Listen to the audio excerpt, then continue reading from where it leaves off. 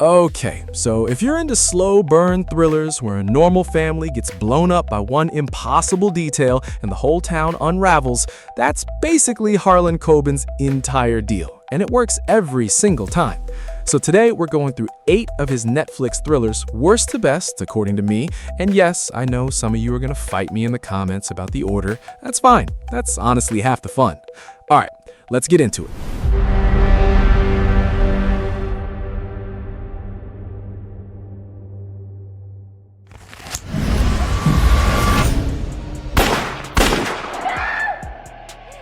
Starting at the bottom with Fool Me Once. And don't let the number 8 fool you, this one still slaps. It's just going up against some heavy hitters.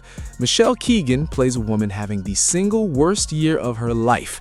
Dead sister, dead husband, a truckload of unresolved trauma, and somehow this show still became a whole moment online because of her coats. People cared more about her outerwear than the murder mystery for like a week straight. I am not even exaggerating. Anyway, the real gut punch hits when she spots her supposedly dead husband on a nanny cam talking to their baby, which is not a plot twist. That's a full system crash for anybody watching. She's ex-military though, so instead of spiraling, she goes full soldier mode, while the cops and his smug rich family keep telling her to let it go. She does not let it go. Richard Armitage shows up here too. At this point, I'm convinced he just lives inside Coben's laptop. This is Fool Me Once, and it's a genuinely stylish, twisty place to start your spiral. I think Matthew's alive. Number 7 is I Will Find You, and fair warning, don't watch this one right after a breakup because it will wreck you in a completely different way. Sam Worthington plays a dad serving life in prison for murdering his own son, a crime he did not commit.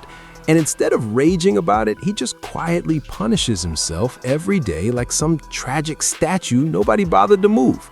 That alone got me. And then Coben goes, cool, what if the kid might actually still be alive? Which sends this man on a truth-finding mission that somehow gets him out of prison and into a world that's arguably even more dangerous than the one he left. This is also the first Coben Netflix show set in the US instead of some moody European small town, so the whole vibe shifts a bit, grittier, a little less cottagecore murder, if that makes sense. Britt Lower, Milo Ventimiglia, and Madeline Stowe all show up and commit hard to the devastation. This is I Will Find You, and it might quietly be the heaviest gut punch on this whole list. Do I know you? She told you she was pregnant and then she lost the baby. Sliding into number 6 is The Stranger, and this might have the creepiest premise on the entire list, which is saying something. Picture this, you're at your kid's soccer game, minding your business, mildly bored, and a random woman in a baseball cap walks up and casually detonates your entire life with one sentence. That's it, that's the whole engine of this show, and it is terrifying in the most addictive way possible. Richard Armitage, yes, him again, is the first domino, and once his wife disappears after one too many uncomfortable questions, the whole town starts spiraling.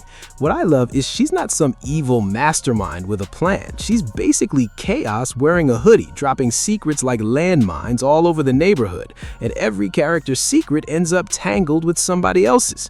The pacing barely lets you breathe. It's reveal after reveal after reveal. This is The Stranger, and good luck trusting anyone in a baseball cap ever again.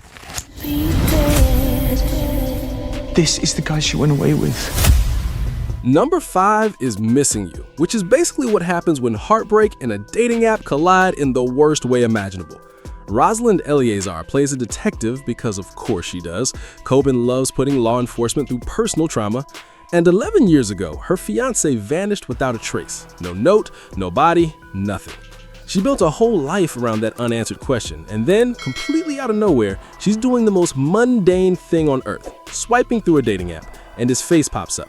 Present day. I would have thrown my phone into the ocean, honestly, no notes. Instead, she goes full investigator mode, because apparently that's the only setting a Coben lead comes in, and starts unraveling what actually happened. Except now she has no idea who around her is helping or quietly working against her. This is Missing You, and consider swiping right officially cursed from now on. Okay, number 4 is Runaway, and this is your classic perfect life is actually a beautifully staged lie situation, which, if you know Coben at all, you saw coming from a mile away. James Nesbitt plays a guy who looks like he has it all figured out. Stable job, nice family, the whole picture, until his daughter just runs. And I mean full disappears into the wind runs, not just moved out and stopped texting back. Then it gets worse because the last person seen with her turns up dead. Dead! So now dad isn't just worried sick, he's thrown headfirst into a genuinely dangerous underworld trying to track her down, and every layer he pulls back reveals something that could tear his whole family apart. This one has that slow, creeping dread where you start questioning every quote-unquote perfect family you've ever met. The cast is stacked too.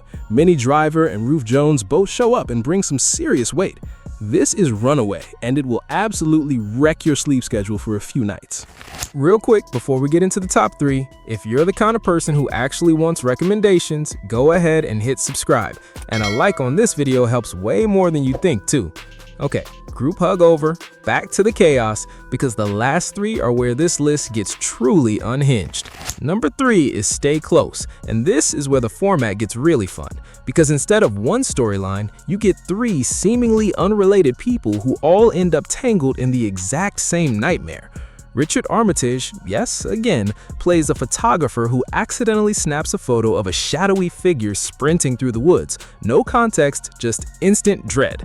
James Nesbitt plays a detective investigating a disappearance that lines up almost too perfectly with another unsolved case from 17 years earlier, which is the kind of detail that makes my brain short-circuit in the best way.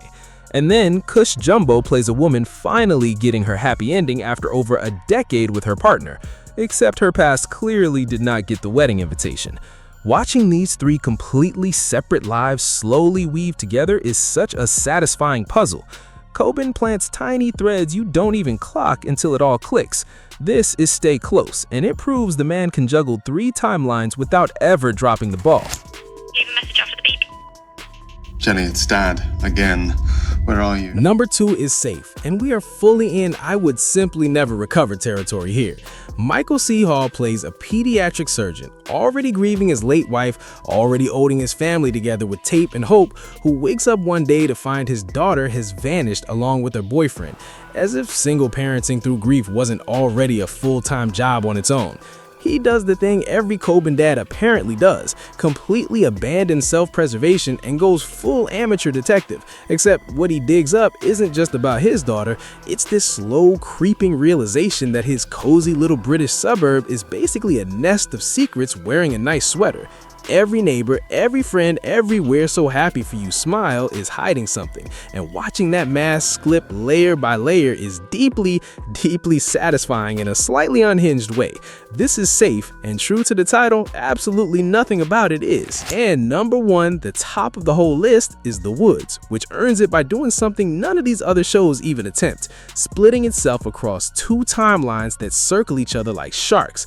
1994 summer camp, obviously The Woods, where our guy is a chaperone and his little sister is just a kid having a normal summer, until that summer ends in tragedy. People murdered, people vanished, including her, and it gets buried under decades of silence.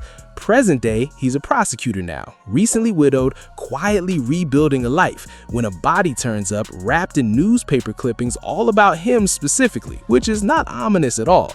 He gets pulled straight back into that old case, forced to reconsider everything he thought he knew, including the terrifying possibility his sister might still be alive somewhere. This is The Woods, and it's an absolute masterclass in slow burn dread. Drop a comment and tell me which one you're starting with, or if you prefer the grittier US setting of I Will Find You over the moody UK vibes. So, subscribe for more, and I'll see you in the next one. Until then, trust absolutely no one.